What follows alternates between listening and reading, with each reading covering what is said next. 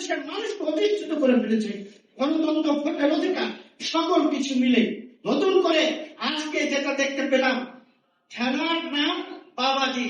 আজকে ভারত বলার চেষ্টা করছে শেখ হাসিনাকে তারা নাকি বলেছে বাংলাদেশ বিরোধী কোন বক্তব্য দিতে নিষেধ করেছে।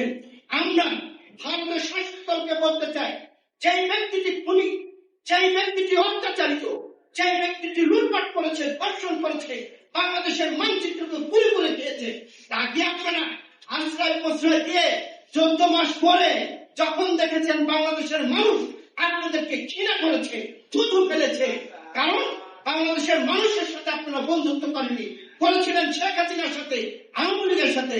আজকে নত হয়ে বলার চেষ্টা করছেন যে শেখ হাসিনাকে আমরা বলে দিয়েছি ভারত বিরোধী বক্তব্য না দিতে। আমরা শাসক দলকে বলতে চাই, যত তাড়াতাড়ি পারেন শেখ হাসিনাকে ফেরত দেন। যদি ফেরত না দেন তাহলে আপনাদের বিরুদ্ধে, ভারতীয় আগ্রাসনের বিরুদ্ধে আমরা কঠোর আন্দোলন করব। সকলকে ধন্যবাদ জানিয়ে আমি আমার কথা শেষ করছি।